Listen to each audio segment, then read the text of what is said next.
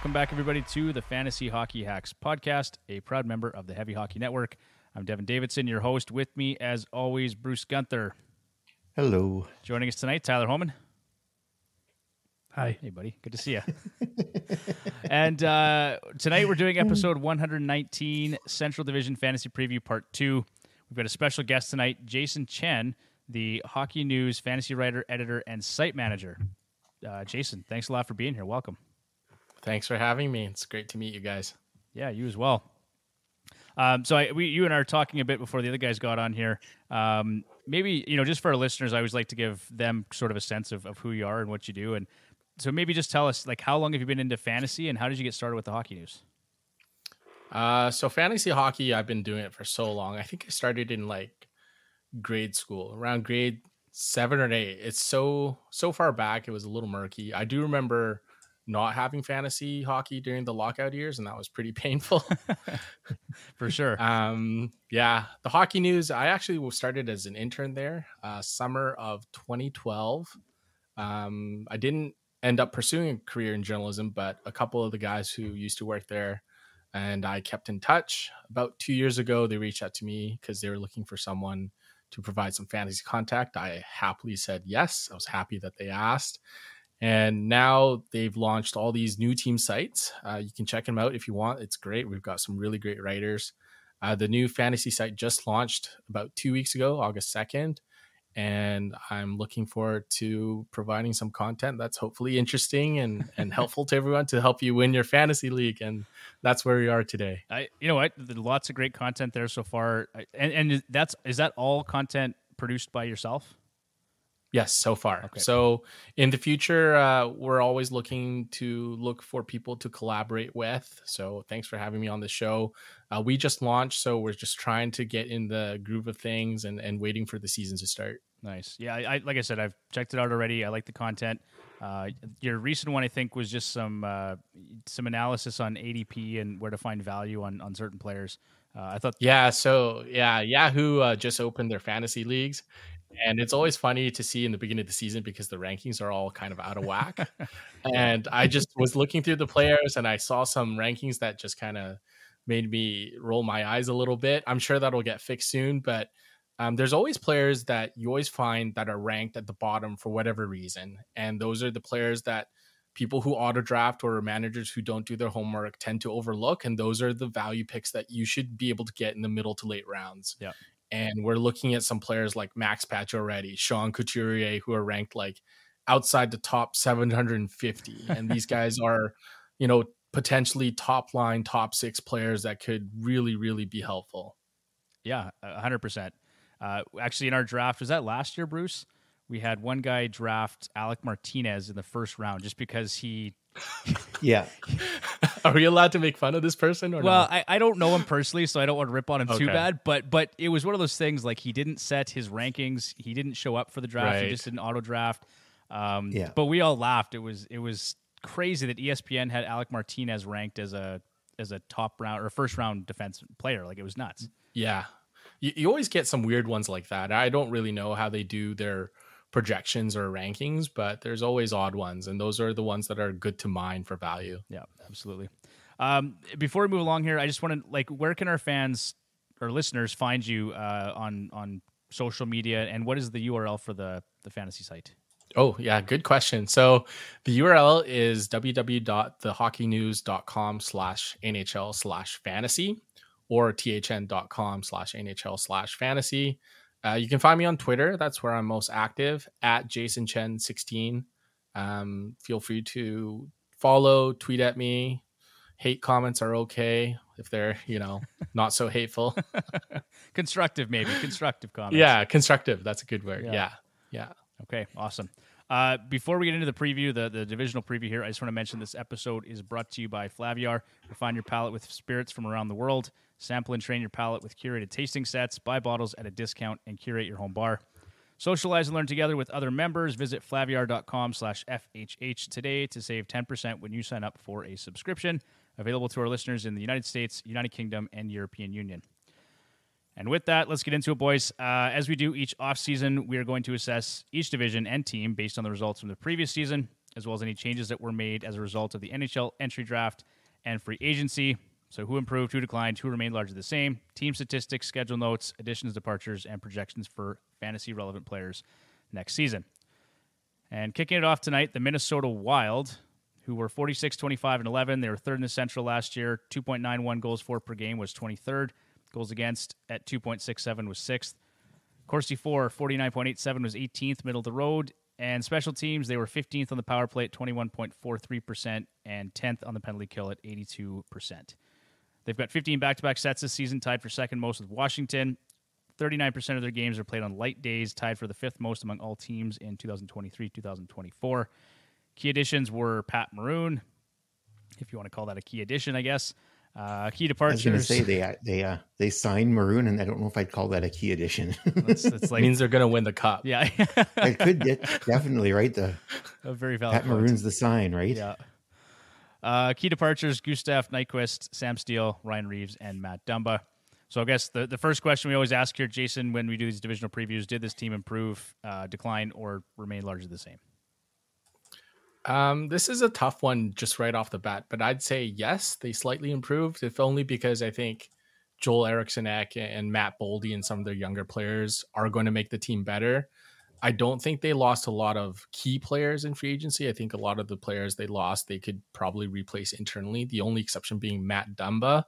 But I think Matt Dumba, from a fantasy perspective, has kind of declined in fantasy value over the past few years. He just hasn't put up the same number of points as he used in the past. Yeah, he's really fallen off a cliff, actually. I just looked at him. I think it was in that episode with Stephen Ellis you had mentioned a few minutes ago, and his power play time went down to nothing. I think it was 4% power play share last year. Mm-hmm. He's more in that kind of a 3 to 5 goal and 30-point range is what we've seen the last couple of years from him, if that, right? Yeah, and I think that's at the high end, right? Yeah. I think he's one of those guys who's much better at real life hockey than fantasy hockey. Yeah, and I mean, really no discount on the contract either.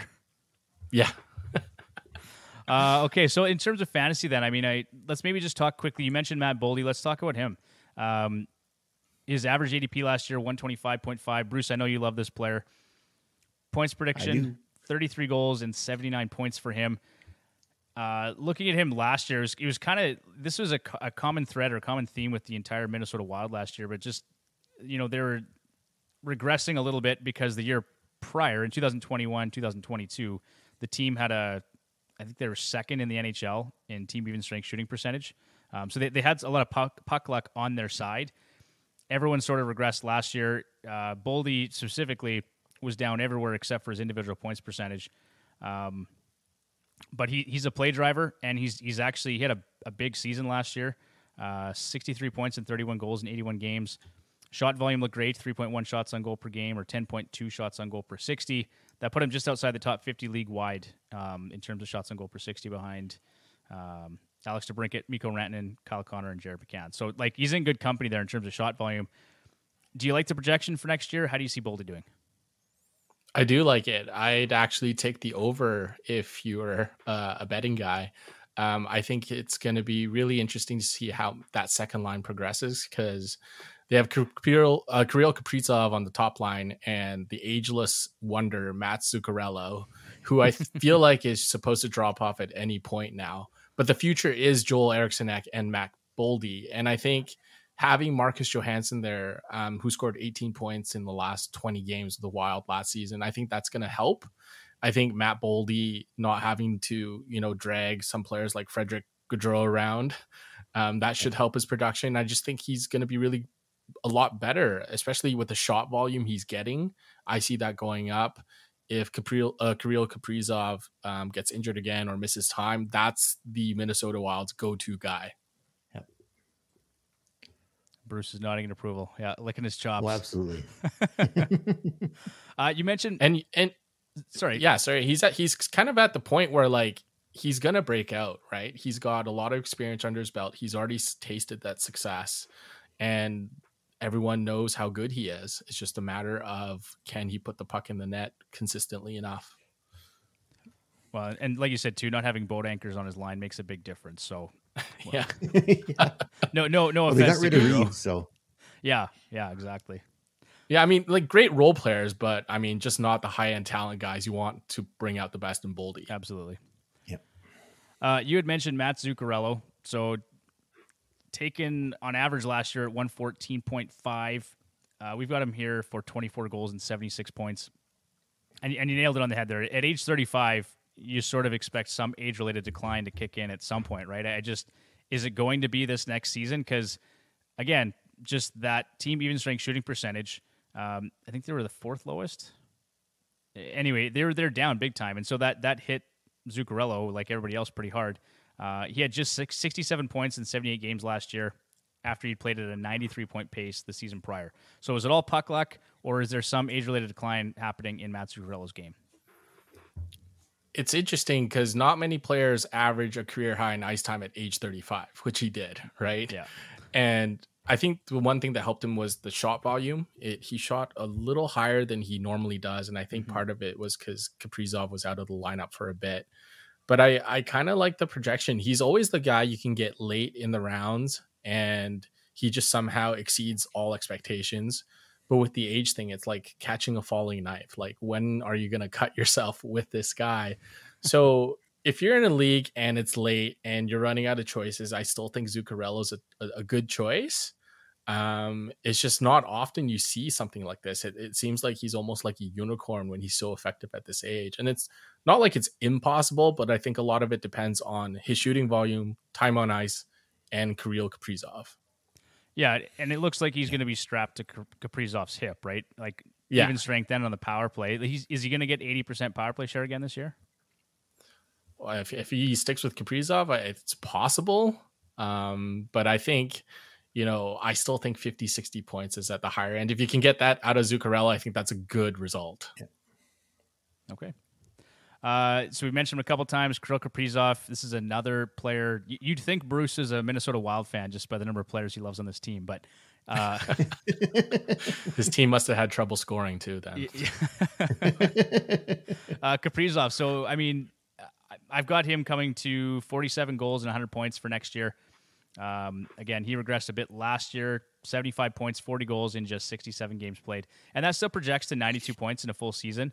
But that's obviously a pretty significant dip from the 108 points he put up the year prior. So do you see a bit of a bounce back for Kaprizov if healthy? And kind of where are you taking him? Yeah, for sure. I think 100 points is probably a good number to come in for Kaprizov. He's definitely one of the league's best wingers.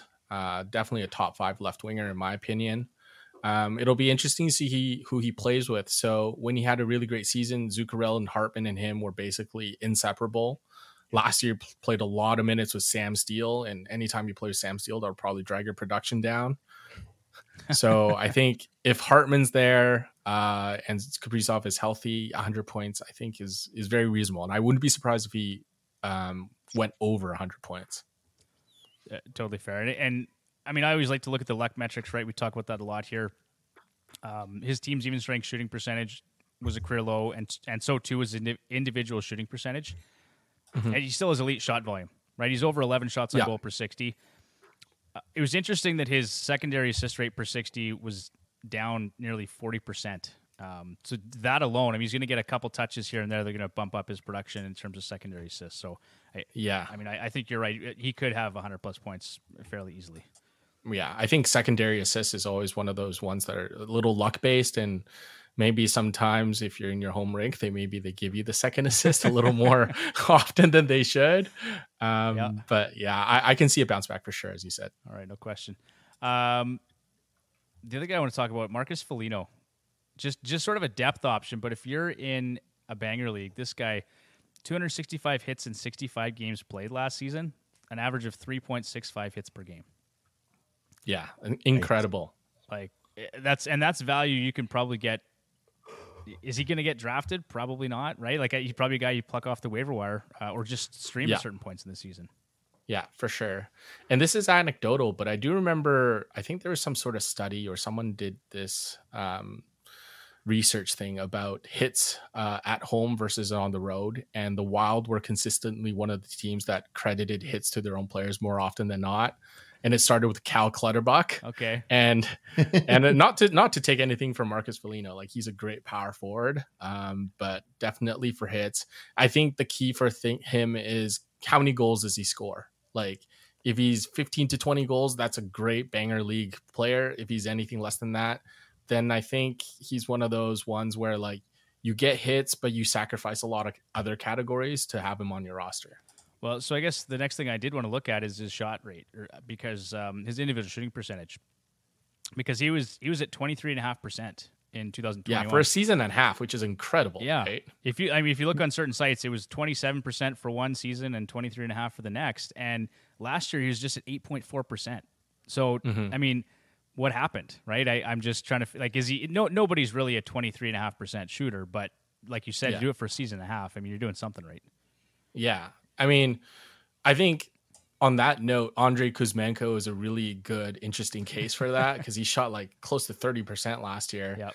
A lot of it will have to do with tips and where he gets those shots.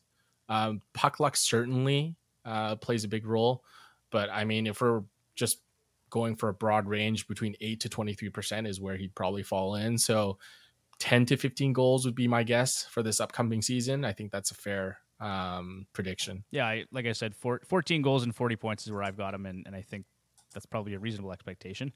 We won't talk about Kuzmenko because I've taken plenty of heat over over my comments. I did an article, and there was lots of chatter, blowback, I'll call it, from all the Vancouver fans on Reddit and Twitter and stuff. I saw that. No, we're a pretty rowdy bunch. You can't hate on our players too much. The only player you're allowed to hate on is Tyler Myers. So, and I want to be clear. I meant no disrespect to Kuzmenko. I actually think he's a great player, but it's just the numbers are outrageous, right? If you look at them, they're insane. Like, Anyway, all right, Kalen Addison.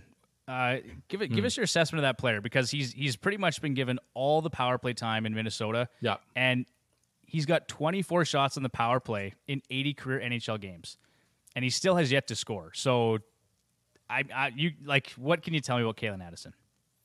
I actually love Kalen Addison.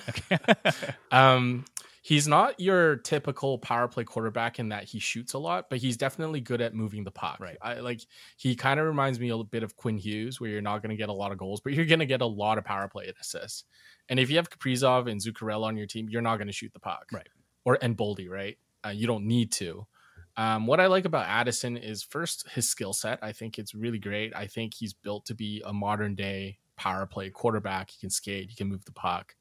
If you look at his advanced stats, though, so last season among defensemen, among those with at least 200 minutes played on the power play, Addison ranked 8th in shot attempts per 60 minutes and 6th in expected goals for in 60 minutes. So that actually puts him among like the elite power play quarterbacks in the league. Now, the thing is, does he get that ice time? We've seen Dean Evison bench him because he probably doesn't like his two-way play. So if you don't like your two-way play, you're not going to be on the ice for very long. Power play time is up and down. And I would almost say that Kalen Addison is a really high-risk, high-reward, late-round draft pick if you want to go for that. I think if he gets a regular role, you can definitely pick him off the waiver wire and just roster him for the rest of your season. The biggest threat I see is Brock Faber, who I think is a better two-way defenseman and might take some ice time away from Addison. But I like Addison as a power play quarterback, and I actually think he might stick there for the entire season. All right. I've got him, like I said, 6 goals and 40 points. Does that seem reasonable? Like, where do you see him for next year? I think that's reasonable. I think 40 points is reasonable. Okay. Let's talk about the goaltending here quickly. So Philip Gustafson and Marc-Andre Fleury. It's too bad John's not here because he absolutely loves Marc-Andre Fleury, but he's just 8 victories shy of Patrick Waugh for second place on the NHL's all-time win list. So that's exciting. He's going to pass Waugh this season. I've got this split as 55-45 for next year. Do you see that being the case or something close to that? I think that's close. Like you mentioned how they had 15 back-to-backs this year. So that's going to ensure that they're going to get, their share of the starts. So 55-45 sounds good to me. I wonder, because to me, Gustafson's the better goalie right now. Yeah. So I wonder if they're going to make an early season push to get Fleury those 8 wins and then maybe go with Gustafsson like middle and then the rest of the season. So that storyline, I guess, doesn't become a distraction later on if Fleury has trouble getting there. I mean, that makes sense. Yeah, And makes sense. you probably, like, I think if all goes the way you expect it to, Gustafsson's probably your starter in the playoffs. They just, Yeah, I think so. I mean, the guy's been fantastic. I don't think you should rotate goalies in the playoffs. I think that's just a ridiculous thing to have. I agree. And Tyler's shaking his head too. Like, you pick one guy and you ride him, and Yeah. that's just the way Like it's how do you get a goalie into rhythm if he's playing once every 4 nights or whatever it is, right? It doesn't work. Yeah. I think if you look, has there ever been a tandem that's won a cup? Like, or even in recent memory? I highly doubt it. Like, no one that I can. I can't of, recall off the top of my head. Yeah. I can't recall. There's definitely been backups who've taken over the starting job, but they've just run away with it. Exactly. Yeah. Okay. So I've got 45 starts, 26 wins for Gustafsson, and 37 starts and 20 wins for Fleury. Does that sound like 46 wins for Minnesota next year? Do you kind of see that? Would you take the over or under on that? Slight under.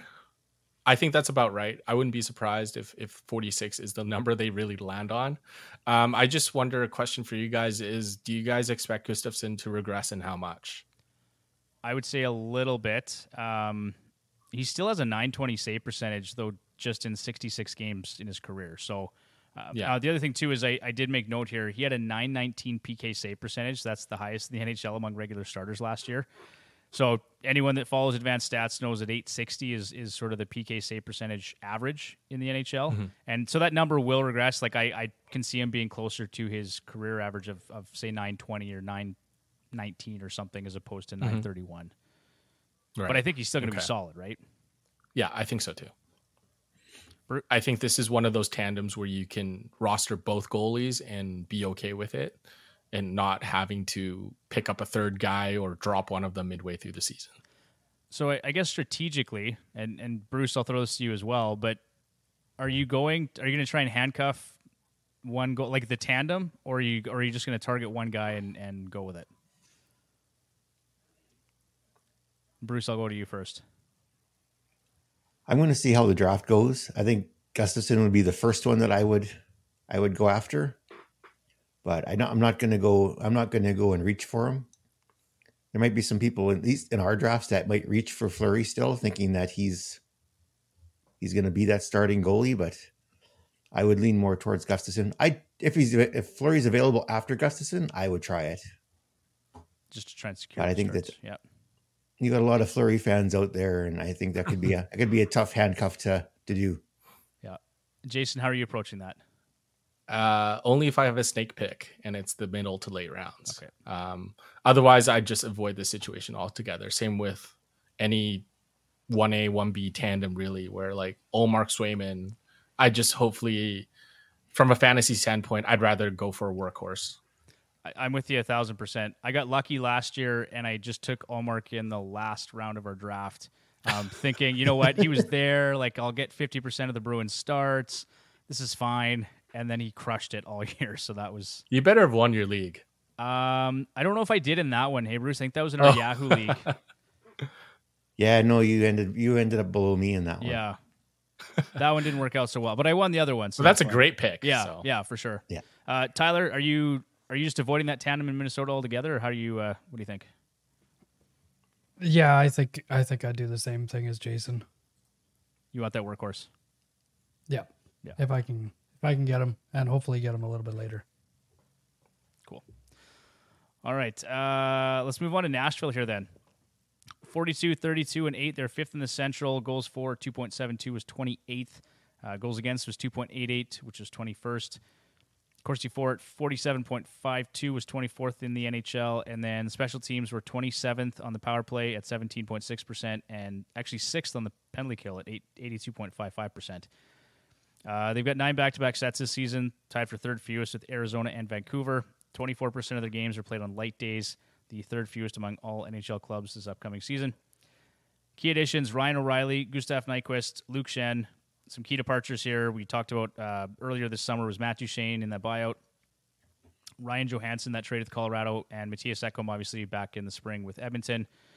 Jason, I'll go to you first here. Did this team improve in the offseason or decline?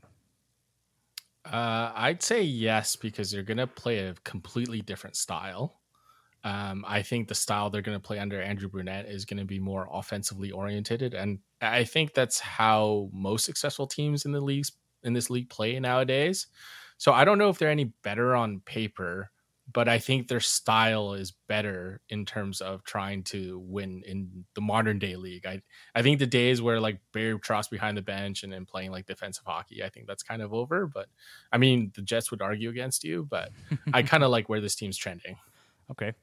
Tyler, I want to get your thoughts on Nashville. I know we talked about them a few weeks ago, but did they improve for your money this offseason? I don't know that they improved. I think they're going to be kind of just a middle of the road team. I do like Ryan O'Reilly being there. I guess I like Luke Chen being there. I like that Matt Duchene isn't there anymore.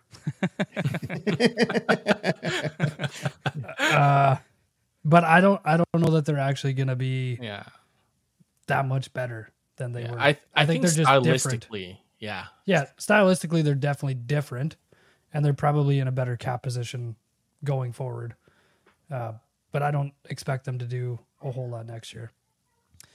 You know what? I did want to talk about Ryan O'Reilly first, just because I do like Ryan O'Reilly. I think he's been a quality fantasy asset at times. Obviously, he struggled last year in Toronto, right? He just didn't get the same deployment. But I mean, Jason, I think we see him here getting first line center and first power play unit deployment. Is that your viewpoint, or do you see it differently? I think the Nashville method has always been to go by committee. So I think by name, Ryan O'Reilly will be the first center, but I think he's the matchup guy. I think in offensive zone situations, he might not be Andrew Brunette's first choice. Maybe on the power play, he'll go out and win faceoffs, but his profile has changed, I think, over the last 2 years. And I don't know if that's permanent. I'm not sure if coming into the season, he's going to just focus more on offense because he's gotten that opportunity, or he's just going to be the same two-way defensive center that we've seen. But I do think 50 to 60 points is reasonable. It just depends on how they're going to use him. The only thing about O'Reilly is that his shooting rate is never really high. Right. And I don't think that's going to increase anytime soon. I think he's just going to keep dishing Forsberg pucks as often as he can. Yeah, I can see it. We've got him here for 24 goals and 63 points. Again, just based on our expectation that he plays some of those more premium minutes. Yeah. I'd probably take the under on the goals, but I wouldn't be surprised if he scored more than 63 points. Okay. Just a lot of assists. Yeah, for sure. Let's talk about... take that Ryan Johansson part. Yeah. Not many goals, lots of assists. Johansson 2.0. Let's go to Philip Forsberg next, because you'd mentioned him. Okay. Projection for him, 37 goals and 80 points. Was 2021-2022 an outlier season for for Forsberg with 42 goals and 84 points?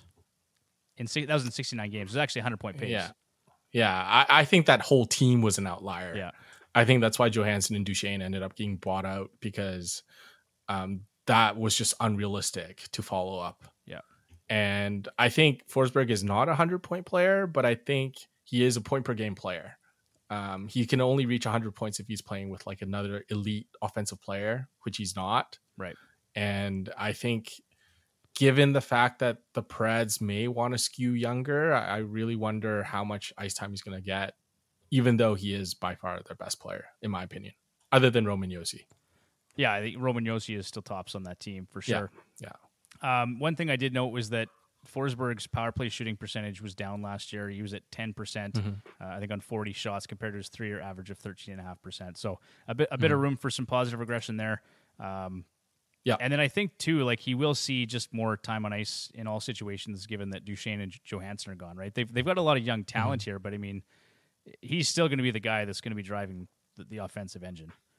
Yeah. So the Preds I never find are a good fantasy option other than Josi and Saros.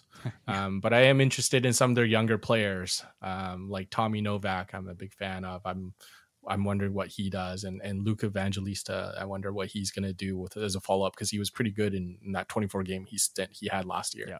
Yeah, he was. And Novak, too. I mean, he had 43 points and 17 goals last season, a 69-point pace. Yeah. So he did quite well. I know I picked him up down the stretch, too. He was great. Same. Yeah. Yeah. Really Talk about a late bloomer, though, eh? So Yeah. Yeah. 25 goals and 64 points. Does that seem realistic for next season? I like Novak, and I'm biased. So I'm putting that out there right now. So I do like that. Just one thing to note is that Tommy Novak starting the offensive zone, I think like 73% of the time. Yeah. And I think with Ryan O'Reilly there, that's why I was a little hesitant on the point projection, because I think O'Reilly hard match on the defensive side, and then Novak hard match on the offensive side. And not that doesn't mean O'Reilly won't score points. Like if you remember, the Canucks did it with Kessler and Sedin, where Kessler took a lot of the defensive zone draws, and he scored like 40 something goals and won the Selke. Yeah. Right. So it can happen. yeah. All right, Roman Josi, we've mentioned him a couple times. Projection for him is 21 goals and 79 points. I don't know that we see another 96-point season from Roman Josi, but I could be wrong. I don't think so. Yeah, I mean that, like as you said, that outlier season definitely boosted everyone's numbers, but a point per game defenseman is still top tier. You're not going to find many of those. Yeah. The only thing is we'll just have to see how committed to offensive hockey they really are. Because if they are going to run and gun, then maybe Josi surprises to the upside. If not, he's still baseline one of the best shooters, forward or defenseman, and he's going to rack up the points and power play too. Okay. Jason, I want to get your thoughts on Tyson Barrie, and Tyler, yours as well, because for me next year, I don't think it looks good for Tyson Barrie. Like, you've got Roman Josi there. You know he's going to be your power play quarterback. When Josi and Barrie were both in the lineup, I think Barrie only played a minute 27 on the power play, so 37.5% percent power play share. Obviously, he stepped into that role when Josi was out, but I think like his role in Edmonton and in lots of markets has been he's a third pairings power play specialist. And, you know, Nashville has Luke Chen there, and they've got a couple other options to play in the top four. So the only thing is, does Dante Fabro play ahead of Tyson Barrie, or does, you know, so I think his deployment is going to be limited. I've only got him for 9 goals and 39 points next year. Jason, I'll go to you first. Do you like the projection? How do you see Tyson Barrie? And then Tyler will go to you.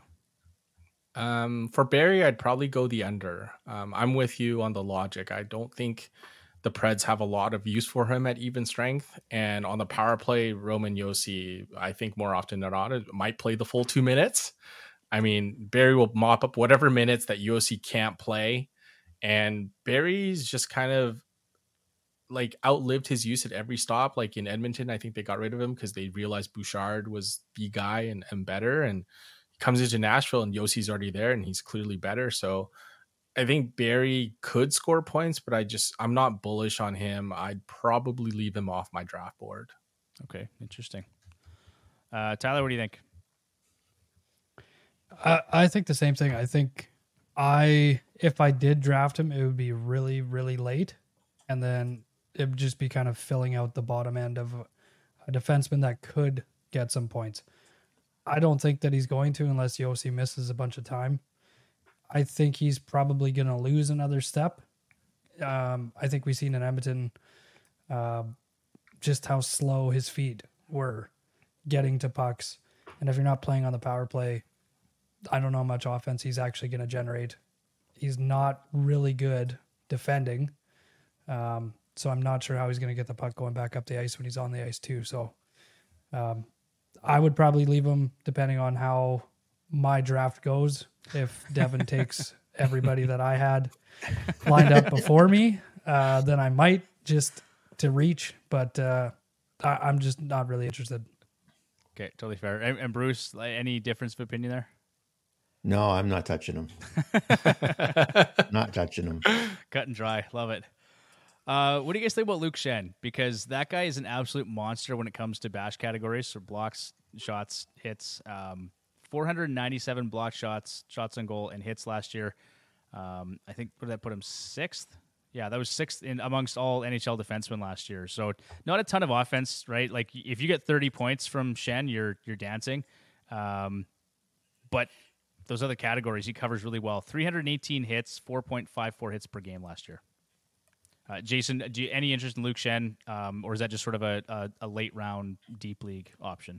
Banger League, he has a ton of value just for the block shots and hits.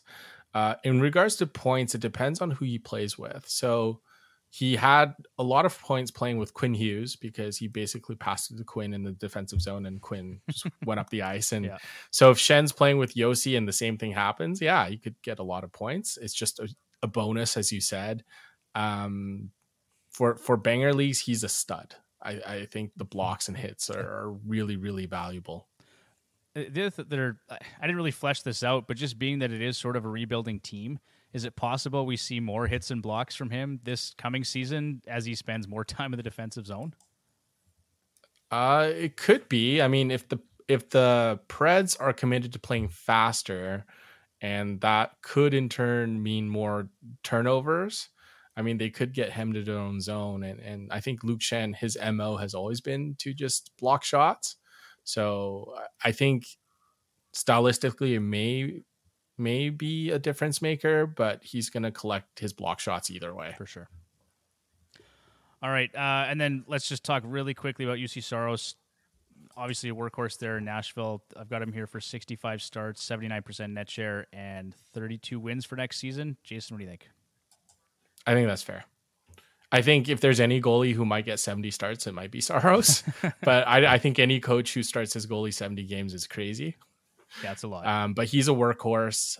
Just unfortunately a really good goalie on a really not mediocre, but a middle of the road team.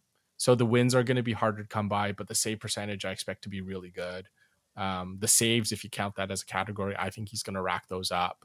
I don't think anyone's a threat to take his job. I don't think Askarov is there yet. I think they're going to probably play him in the minors to get his feet wet. I really like Saros as a fantasy hockey goalie, as a workhorse. So how early are you taking Saros? Like, where does he land in your goalie rankings for next season?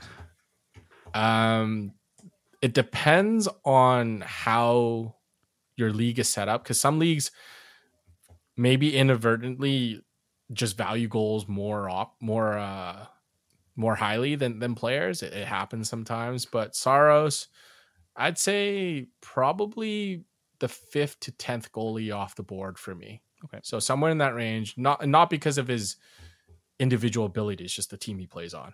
Okay, that's fair. Guys, any other thoughts on UC Saros for next year? Nope. Nothing. Okay, that's fair. And then, yeah, Jason, you'd answer my question about Askarov as well, because I've got him actually in that dynasty league I was telling you about. It. He's one of my prospects. So, but probably. I mean, he's going to be really good one day, just not this season. No, for sure. Okay, let's move on to the St. Louis Blues here, who were 37, 38, and 7, 6th in the Central last year. 10th in goals for at 3.34, 9th in goals against at 2.72. Corsi for percentage was 5th at 52.51. The power play was 6th at 24.52%, and the penalty kill was 17th at 79%. They've got 11 back-to-back sets this season, tied for 5th fewest among all NHL clubs. 32% of their games are played on light days, the 7th lowest for next season.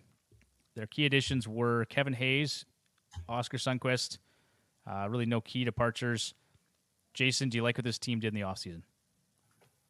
I do like it. Yeah, I think the Blues have improved, if only because they really, really underperformed last year. Like across a lot of the key metrics, they were top 10. I think the one thing that really killed them was Jordan Binnington. So, I mean, if Jordan Binnington can keep his head on straight and, worry about stopping pucks and not punching people, I think they could be a really good team. That's just a really big if for me. So they're not going to be a good team is what you're saying. Yeah.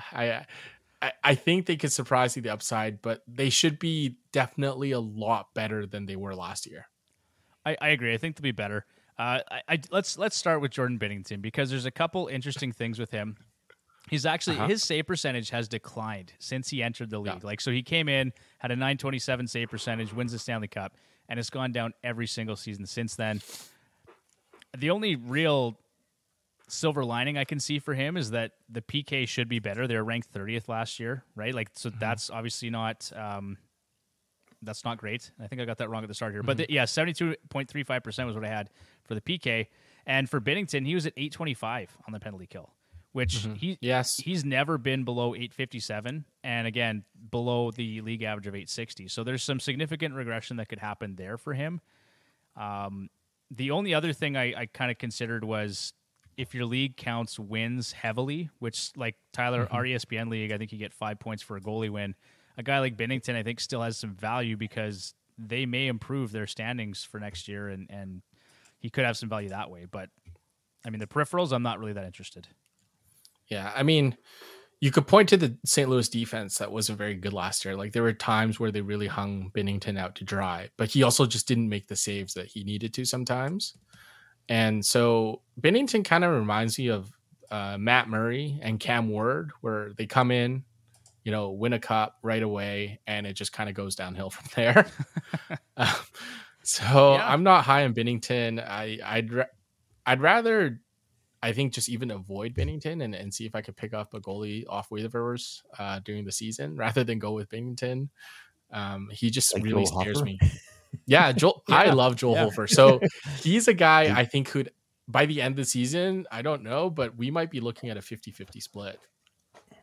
I think it'll be more than that in favor of him by that. I don't. Okay. I was on the Binnington train for a number of years, and this year I will not even go near him. Not even close. Yeah. Joel Hofer's a winner, like WHL champion, World Junior champion, AHL All-Star. And he like fits the mold of the modern day goalie. Like he's like 6'5" or something like that. Yeah, no, he's looked great. And I agree with you, Bruce. And I've seen Bruce get burned firsthand by Jordan Binnington. So I cautionary. Nobody liked my Carter Hart Binnington combo for some reason. I don't know.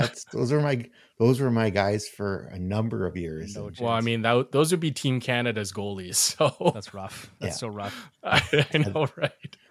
Although Hart did do better last year, but yikes. Yeah. I still have some time for Carter Hart if he can get moved. Tyler, what do you think? Because I know we've talked about this before. I know you don't like Binnington, right? You don't have time for his antics either. But what do you think about Carter Hart? Could he be a valuable piece somewhere else? Absolutely. I would. He absolutely would be anywhere else. It's too bad. Like I think he kind of got rushed into it, and he's super young still. But there was obviously flashes there. I think not playing for Philadelphia, where goalies kind of go to die, would definitely be better for him. So okay. Well, they seem to waste their goaltending. They have good goaltenders, and then they just seem to waste it. Then they trade them away, then they do well. Yeah, that's why I'm surprised they haven't traded them yet, because they're obviously going in a kind of rebuild direction. They're not going to be competitive for a while. They could get a lot for them right now, but I guess we'll see. I want to see how it plays out, right? Because they've got 3 guys signed now. They've got Pedersen from LA, and the other kid they signed to a contract here too, that played Binnington last year, or not Binnington, with Hart last year. So it'll be interesting to see how that net shakes out. Yeah, I agree. Well, and to your point, Tyler, like they want to be competitive when Michkov is there, right? So it's in 2 years, right? Realistically, it's probably 2 years before they get him. I think it's 3 more years. 3? Actually. Okay. Yeah, something along those lines. But I mean, Michkov coming is not going to make him a contender right away, right? Like no. Michkov's going to need a couple seasons as well. Yeah. So they're just, but that's the window, right? They don't care for the next 2 seasons. Like, why waste Carter Hart there? I would look to move him. I think he's got more value than that. Let's kind of go to defenseman here. I want to talk about Justin Falk. And actually, I was this many days old when I figured out that he's actually an underrated fantasy defenseman. Over the past 3 seasons, he is 6th in total points, 5-on-5 by defensemen. Only Adam Fox, Devin Tays, Cale Makar, Roman Josi, and Erik Karlsson have more 5-on-5 points the past 3 years. And then if you look at goals, if you turn your attention to goals 5-on-5, he moves up to 3rd, behind only Karlsson and Cale Makar. Wow. Yeah. I don't know if it's because of the lack of name recognition or because he plays on the Blues, but he's the guy that he never gets drafted and then ends up being rostered by the end of the year because people realize that he's got great category coverage and he's not half bad on defense. And I can see it happening. I don't think Torrey Krug is really going to bounce back. And He's not. and honestly, I think Colton Parayko's kind of fallen off a cliff as well. So who else are you going to play? It's just Justin Falk. That's it. Yeah. And if you look back to his Carolina days, like he was averaging over 200 shots a season, like easily too. Yeah. Actually, Tyler, when I first joined that ESPN league of ours, Justin Falk, I think, was on my first team. And so I had him for a couple years because he was great. You're right, Jason. Like, he had good shot volume. He actually put up some decent points. He fell off the map for a bit, but yeah, he's a player I'm actually interested in for next year in St. Louis. And I think he's playing like over 23 and a half minutes. Like you said, and if the other two guys fall off a cliff too here, lots of value to be had at Justin Falk. Yeah. We've got him for 11 goals and 46 points. Do you like the over-under on that one for next year?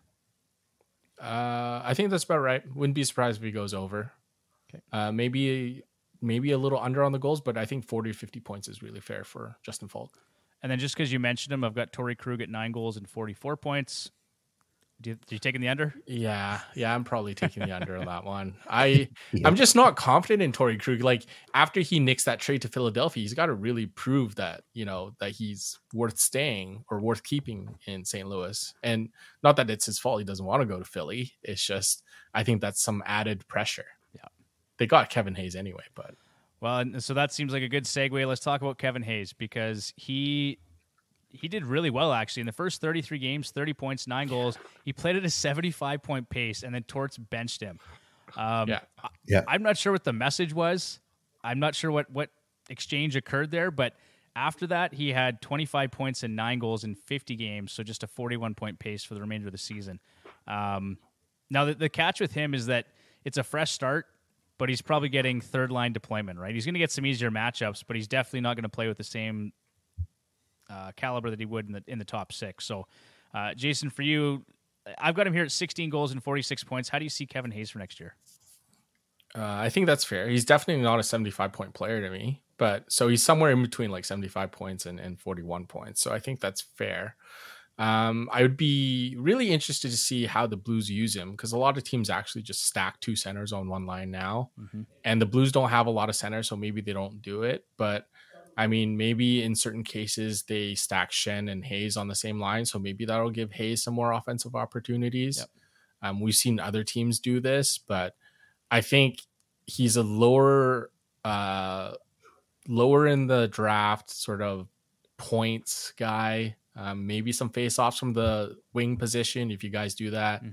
But I'm not huge on his offensive game. Okay. Fair enough. Bruce, you're going to like this one. I want to talk about Jacob Verana for a minute. Projection for him is 30 goals and 56 points. His most productive season came in 2019-2020 as a member of the Capitals. He had 52 points and 25 goals. But he's had a lot of issues, right, since then. And his issues have had issues for the past couple of seasons. Yeah. I found it really interesting because he's ranked 19th league-wide the past 3 years with a 2.73 points per 60. So just behind Matthew Tkachuk and ahead of both Artemi Panarin and Steven Stamkos. So that's some pretty elite company when you look at points per 60 over the past 3 seasons. Yeah. When he's been on the ice, he's been productive. But the thing is, he hasn't been on the ice. He's had so many off-ice issues. It's been hard to get him on the ice. His end of season audition with the Blues last year, once Detroit traded him, he did well. He did quite well, but again, he has to be on the ice. So far, it sounds like he's going to be on the ice at the beginning of the season. So Fingers crossed. I'm going to draft him. It'll be a later round for me, but I'll definitely draft him. So Bruce, he went last year on average at 187 across Yahoo and ESPN. Are you taking him a little bit earlier, a little bit later? I probably would. He went early last year. In some leagues, right? Yeah, in some leagues he went really early, and I wasn't willing to take him that early. So, it's 187. Yeah, it's not too bad. I'd do that. That's in the range for you. Yeah. Jason, do you see him getting, like, he should get top 6, but do you see him on the top power play unit, or is he going to the second power play unit? I probably think the second power play unit. So I'd probably take the under on the goals, just because that's probably based on him playing 82 games, right? Yeah, these are all 82 game projections for sure. Yeah. So I'd probably go the under for that. Vrana is one of those players where like I'm so terrified of drafting him unless it's like the final pick in my league. Where like I'd rather see how he fares in the first few months before I pick him off waivers. So him and like Robbie Fabry, Anthony Mantha, there's a bunch of guys who are like really, really talented and really can score goals when they play. They just don't play. Hey, fair point. Tyler, what do you think about Verona for next year?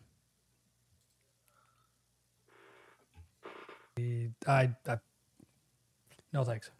I like how Tyler's always straight to the point. Like, Yeah, he's not messing about. There's no bullshit. Yeah, Nah. not interested. All right. I think that prediction of 30 goals and 56 points was if he played obviously every single game. Yeah. And was a surprise to everybody. Yep. Like I don't see it happening. I'm going to look back at the projections here and just what I had punched in. So that's him averaging 16 minutes time on ice.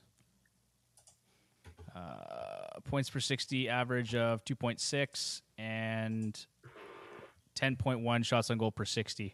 And then converting at 13.4%.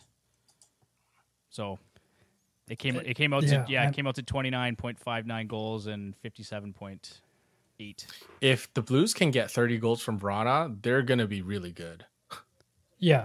But he's played 82 games once. Yeah. Yeah. And over 70 twice. And more than not, like less than 40. So. Yep. I mean, look, there's lots of red flags with the player. Yeah, I think he would be a perfect like spot pickup off the waiver wire because I don't think that many people are actually going to take him. I think that's like kind of a strategic pickup. He'd be a late round swing ride for it me, out. right? Like if I can get him in the late rounds of the draft, because I think there's some potential there. I find his rate stats really interesting. That's all. Yeah. He just has to play. Like injury was the first thing that derailed him his first year in Detroit, and then his off ice issues the next year. And when he played, when he was given opportunity in the top 6, he produced. So that's what I base mine on. Like every chance I got him, I picked him up because when he plays, he produces. It's also a bit of a crowded top 6, middle 6 for the Blues too, though. So yeah. Okay, so speaking of that top 6, let's talk about Pavel Buchnevich, who, Tyler, I know you're a fan of that player. Yep, he's nodding. Okay. Got him projected for 30 goals and 83 points for next year. But, I mean, he does look like he's due for some regression compared to last season. His team's even strength shooting percentage, his individual shooting percentage, and his power play shooting percentage were all inflated last year. So 12.3 team even strength shooting percentage, 21.1-ish, Bruce. Nice. There's some levels of concern there. So, I mean, I've got him at 30 goals and 83 points. Jason, do you like the projection, or are you taking the under? I love Buchnevich. I think he's a really underrated player. I think a lot of his production will depend on if he plays power play 1. I think he will. Yep.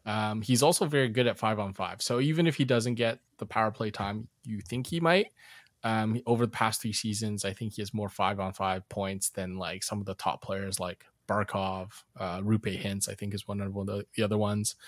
There are some red flags, as you pointed out, with the inflated percentages. But he doesn't have the same name recognition. So I feel like if you can get him outside the top 75, that's a great value pick for potential point per game player. I was literally just thinking to myself, he doesn't have the name recognition. He's one of those players that seems to slip by everybody.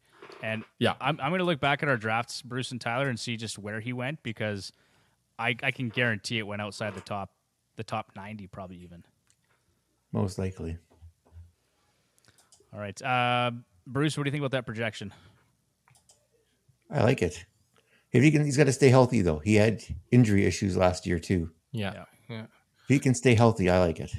Actually, also, one more thing about Buchnevich is they kind of played him at center for a few games down the stretch. I wonder if they're going to do that again this year. So if you guys have like individual positions, maybe he's one of those players that has triple position eligibility, which would be useful. Yep. His face-off wins percentages aren't very good, but I think he fits that mold of the St. Louis player, and I think he's going to have a really good season. All right, perfect. I think we've probably adequately covered the Blues here, unless you guys want to talk about anybody else here. I guess we can throw out the Jordan Kyrou projection to 38 goals and 80 points. Does that seem in the ballpark? I think that's fair. I think as long as he maintains that shot volume, I think that's really doable. Well, and elite level shot volume at 11.5 shots in goal per 60. Incredible shot volume. Yeah. No, he's fantastic. Yeah. I mean, just don't count on a good plus minus. Like, he's a very one-dimensional player to me. That's okay. Sometimes you just take that. But I mean, if you can get Kyrou and Robert Thomas on like a snake pick back to back, I think that's a pretty good combo to have. Sure. One, because you got your goals, your shots, and your assists covered. Yeah, you sure do. Yeah. Thomas doesn't do any of the first two you mentioned, but no, he doesn't. He's got the Alex Wemberg syndrome where he doesn't shoot at all. Oh man, it's rough. But he was really good. Was that last year or the year before, Bruce? Down the stretch, like the second half of the season, he was really he won people some of their leagues, like myself included. Year before. That was the year before. Yeah, he was unstoppable. I can't remember how many points he had down the stretch there, but it was nuts. Lots. So for him, I've got 20 goals and 77 points for this year. Yeah, that's fair to me. All right, let's move on to the Winnipeg Jets, because I know Tyler's just dying to talk about Connor Hellebuck. Loves him some Connor Hellebuck. I hate the Jets. All right, well, let's talk about how great they were. 46, 33, and 3. They're fourth in the Central. Seventh at goals for at 3.43, excuse me. Third in goals against at 2.62. Corsi 4 was eighth at 52.02. The power play was fifth at 25%, and the penalty kill was third at 83.47%. They've got 8 back-to-back sets this season, tied for third fewest with Calgary, Colorado, and Florida. Again, Connor Hellebuck is going to be an absolute workhorse with a limited number of back-to-back sets. 35% of their games are played on light days, which is tied for the 8th most with Seattle and Vancouver. Key additions: Alex Iafallo, Gabriel Velarde, Laurent Brossoit, and then departures were Blake Wheeler and Pierre-Luc Dubois. Jason, I was going to ask you, did this team improve, and did you like the PLD trade? I'm going to say no, they did not improve. I think Dubois is a really great player. I don't know if he's like 8.5 million good, but he's really good. I like what they got from the Jets or the Kings because they got 3 players who are ready to play right away. Yeah, these aren't players who you're crossing your fingers with. It just depends on how they progress. So we kind of know what Alex Iafallo is about. Gabe Velarde's the big one. Like, did he really have a breakout season, or did he have an outlier season because he was playing on a pretty good team with good line mates? And just 3 years from now, half that roster is probably going to be gone. So I think this is one of those things where they play it by year. You don't know where Scheifele and Hellebuck are going to be playing 2 years from now. I think the Jets are just going to be trending down until further notice, until a Perfetti or a Velarde somehow pulls this team up to the heights where they were before. I can buy it on that. Yeah, I think I actually said I didn't really love the trade for LA. Like, I think that Winnipeg did a nice job moving a player that didn't want to be there and getting some players, like you said, that are ready to play. I think Velarde, and Tyler, we've talked about this. I think Velarde can be an impact player if he can stay healthy. And if he gets that opportunity to play with Kyle Connor and kind of fill in on that second line center role, I'm interested to see what happens. Okay, so let's talk about Kyle Connor. That's the first guy I had here on the list. Projected for 44 goals and 85 points. He had his worst individual shooting percentage at 11.7%. And that was his worst since his rookie season when he shot 8.3%. Jason, can he get to 44 goals? Would you take the over or the under? I would take the over, but cautiously. I think 44 goals is a good number. I find it hard to take the over or under on that one. I just have to say Kyle Connor was just an awful hole to have at the late season, late last season. The entire Jets team was just so bad. I think Kyle Connor is one of those players that will get the goals and the shots no matter who he really plays with. Obviously, Scheifele being there helps, but I do like Kyle Connor as a top 5 left winger. Yeah, I like Kyle Connor too. I've had him a couple different seasons, and he's always been great. One thing I found really interesting when I was looking at this today, he played at a 99-point pace in the first 44 games of the season, and then dropped off a cliff in the second half. He was 60 points, 60-point pace over the next number of games, but not good. And like you said, the whole Jets team, like I traded for Hellebuck, and then he just hit a skid for the next like 2 months, and it was like, what is this? I traded for Josh Morrissey, and I had Connor and Hellebuck on my team. So oh boy, I was very frustrated. No kidding. Maybe let's go there next. Let's talk about Josh Morrissey, because Tyler, you and I have talked about him before, and I still, in my mind, Josh Morrissey is just not an elite offensive defenseman. I've always wanted more from that guy, but what do you think? I think last season was an outlier. I think your projection here of 12 goals and 57 points is probably still a little bit high.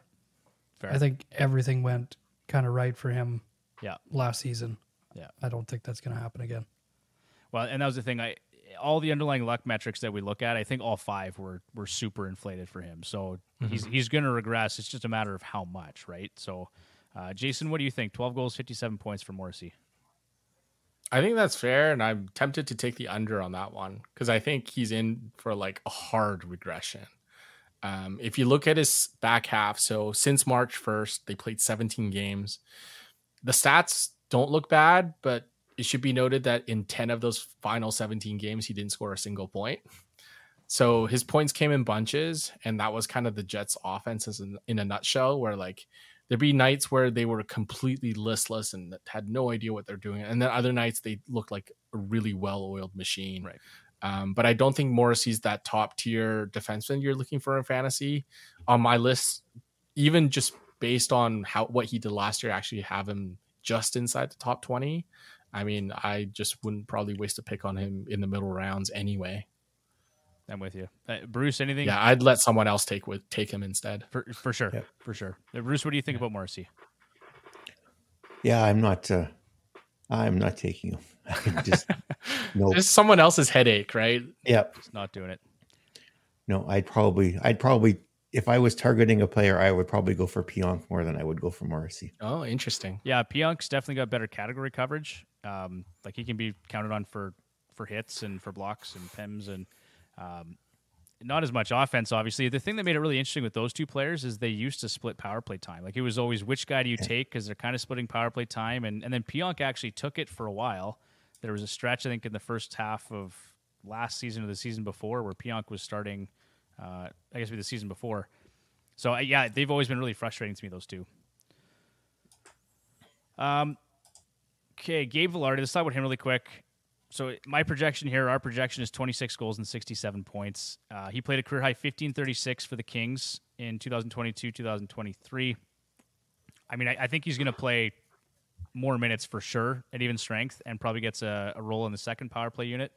If I go look at my projections here, like I've got him at 17 and a half minutes for next year.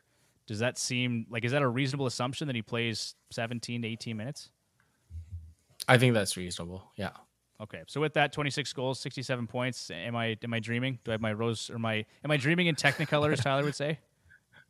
I think that's a little high. I think the time on ice is pretty spot on. I think the point projection is a little high, just because I'm really curious. Like he had such a good season, and then you take him out of that situation into a brand new situation again. Like, is he going to take time to adjust? He has a new role. Who's he going to play with? A lot of his points, I think Kevin Fiala or Andrei Kopitar had a hand in it. He's not going to have the same type of help there. He's probably going to be asked to carry one of the scoring lines too. So it'll be interesting to see what he does. Okay. Tyler, I want to ask you about Mark Scheifele, because last year was the first season I think he fell below a point per game since 2015-2016, despite shooting a career-high 20.5%. So do you see Scheifele getting back to a point per game next year? We've got him here at 33 goals and 82 points. I think he will. The Jets are kind of weird, though. They're kind of, you have lame duck coaches, and I think this is kind of a lame duck team, because you have Scheifele and Hellebuck with 1 year left, who both probably don't want to be there. One for sure doesn't want to be there. And until they're re-signed, it's kind of like, what direction is the team actually going to go in? So I think I would still draft him, obviously. I still think that he would be close to that point per game, but I think it's going to be spread across 2 different teams through next season. Interesting. Okay.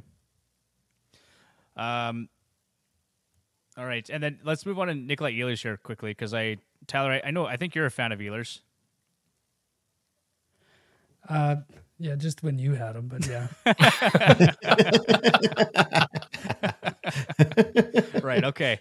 Well, I think he's in for a big year. I think he's finally, and you guys correct me if I'm wrong here, but he's never been deployed as a top line, top power play guy. I think this is the year that it finally happens with Wheeler and PLD gone.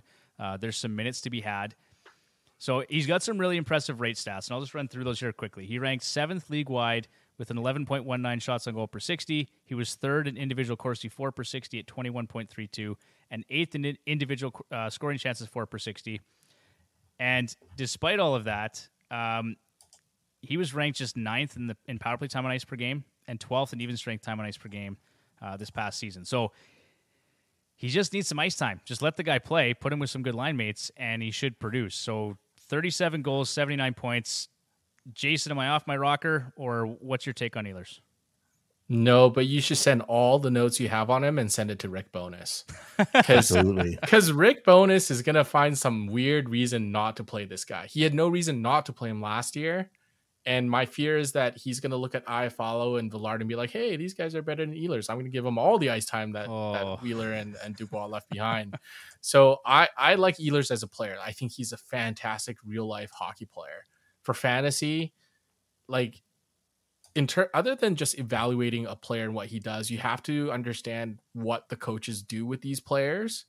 So, like, Sebastian Aho's a great player, but he's never going to score 100 points because the Canes don't play that way. Yeah.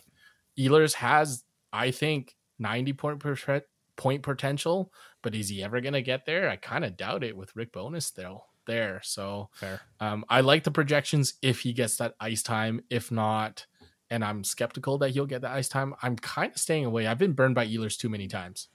I agree with you. I'm screaming at my TV to just like, where's Ehlers? Where's Ehlers? I'm going crazy. I can't have him on fantasy team. He's in the press box, another injury. Well, yeah, that's and health has been an issue with him too. But I've been burned by him as well. But I don't know, glutton for punishment maybe. I'm going to go back to the well this year and see if something changes. The projection, the definition of insanity. The definition of insanity. But I like it. I've got it. Like, the assumption is 19 minutes time on ice for next year. I hope so. I really hope so. For both everyone's sake and the Jets' sake. All right, Tyler. Any what do you think? Is that a dumb take, or what's your thoughts? No, but I think you give it a shot this year. If he doesn't do it, you better just not do it next year. So the thing with Ehlers too is, like, once people realize he doesn't get the ice time, he doesn't have much fantasy trade value. That's right. Right? Yeah. No. Oh, trust me, I tried. Can do all these like advanced stats all you want and pump him up, but people are going to look at his raw stats and be like, no, this isn't that. No, that's not there for sure. I should know. He tried trading him to me. I did. I tried moving Ehlers last year. It wasn't happening. So it's impossible. I tried doing the same thing. It's impossible. And as I recall, Bruce, I actually threw some pretty good players at you to try and take Ehlers off my board. Right. You did. Yeah. I did. I don't remember what I sent you, but I feel like it was pretty good.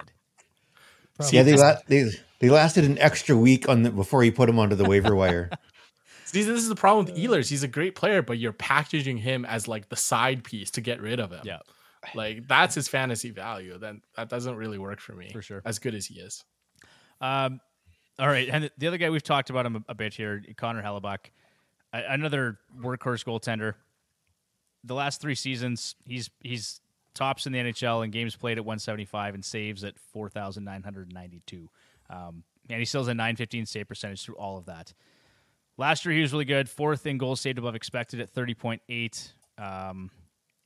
Do you expect 35 wins from him, Jason, next year? 65 starts? I think he'll get close. Okay. I think it really depends on how well the Jets do. But either way, this guy's a top 5 fantasy goalie for me. Any chance he gets traded in season? I think so. And I mean, ideally he goes to like a really good team, but I just fail to see which team can actually trade for him right now. And I mean, I at some point I thought the Pens maybe, but after Carlson, I don't see it. right. So, Bruce, Tyler, where's your ideal destination for Connor Hellebuck next year? Well, he's going to go somewhere that has cap. If he wants, like, what were they saying, $9 million a season or something like that, he's going to go to a team that has cap space. So it's not going to be to a contender. yeah, that's the irony, right? So, Yeah, he's going to go somewhere, but it's not going to be to a contender because a contender can't pay him that. Yeah. So if it is, he's a pure rental in season then. But if they want to re-sign him, it's not going to be to a top team. It's going to be to a bottom team, someone that can afford to pay him.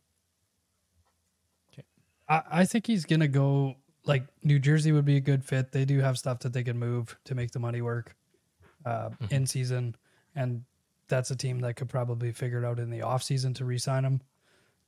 He's too good to just go to somebody who has lots of cap space. Yeah. So I think New Jersey would probably be a good fit. A team like that. I think New Jersey would be great. The other team I always wonder about is Detroit. I mean, they always seem to be on everyone. And I think maybe he'd be good there, but we'll see. I'd love him in New Jersey. I think Detroit spent all their money on third line centers, so I don't know if they have room there. True. Oh, man. Okay. Anybody else you guys want to talk about for the Jets? There's a few other ones here, but we don't have to go through them all. Just one question for you guys. Cole Perfetti, do you guys like him or no? Yeah. I mean, I'm less certain as to what we should expect. The projection here is 16 goals and 52 points. I think that's in line. I just wonder if there's any potential to surprise to the upside because I like him as a player. He's clearly the future of the Jets. And if Scheifele gets moved, I think he's going to get a big bump. But when Scheifele's still there, I'm still not quite sure what to think. Yeah, I obviously like the I was going upside. to say this. Yeah, I was going to say the same thing. If Scheifele's not there, that's somebody that I'd pick up right away. Because I don't think that they'd be trading Scheifele for anybody that's going to play ahead of him. I think it'd be more futures. So. Okay. And then Jason, I've got some just that'll wrap up the divisional preview portion of the show. But I wanted to ask you a couple way too early predictions for next season, so we can just do this sort of rapid fire style. You can let me know what you think. Who is going to win the Central Division next season? Colorado. Okay. Who's winning the Stanley Cup? I'm going to say Colorado as well. I really like what they've done this offseason, actually. Okay. Who wins the Rocket Richard Trophy? This one was tough, but I'd say McDavid. Okay. Not a stretch at all. Who wins the Art Ross Trophy? McDavid. I know I have really, really great answers. No, I mean, I think These are all great answers. Yes, yeah, we love this. This is fantastic. Who wins the Norris next year? McDavid? No. I this one was hard. I picked Miro Heiskanen. I think he's due. Okay. Vezina Trophy?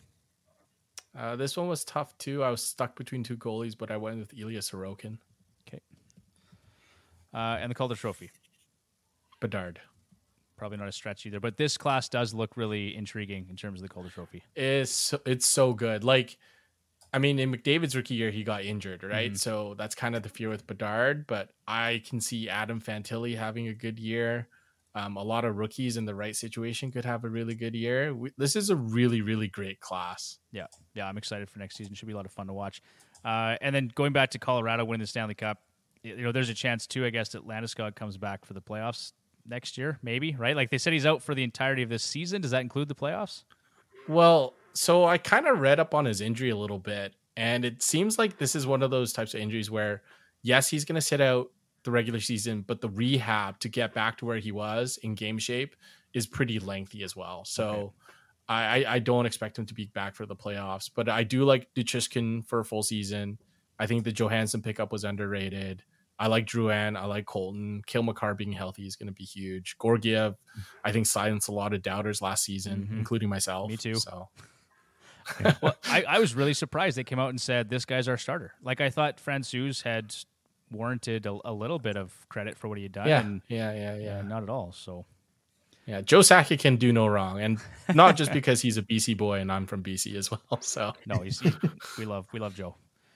yeah. Okay, well, that's going to do it for this episode, guys. Jason, thank you very much for joining us. It was a pleasure meeting you and getting to talk with you for the last hour or so. Yeah, thank you. It was a lot of fun. Thank you, Bruce and Tyler, as well. Yes, thank you. We'll have to have you on again at some point throughout the regular season again. Let us know how things are going with the hockey news and the new fantasy site. One more time, where can our listeners find you on Twitter or X if you're calling it that? It's still Twitter to me. You can find me at JasonChen16. Please visit thn.com/NHL/fantasy when you get a chance. And the fantasy community has been really, really cool on Twitter. So please connect with any of us at any time. 100%. That's one thing I've noticed in doing this for a few years now is just everyone's super welcome and inviting and open to helping. So for our listeners too, for us on social media at FH Hacks on Twitter, Fantasy Hockey Hacks on Instagram and on Threads, and then check out the website fantasyhockeyhacks.com. We're also contributing fantasy content to Heavy Hockey this year. Lots of great stuff over there, especially if you're an Oilers fan. Go check it out. That's going to do it for another episode, guys. Bruce, Tyler, and Jason, thanks a lot. We'll talk to you soon. Yeah. Thanks, guys. Thanks. Take care.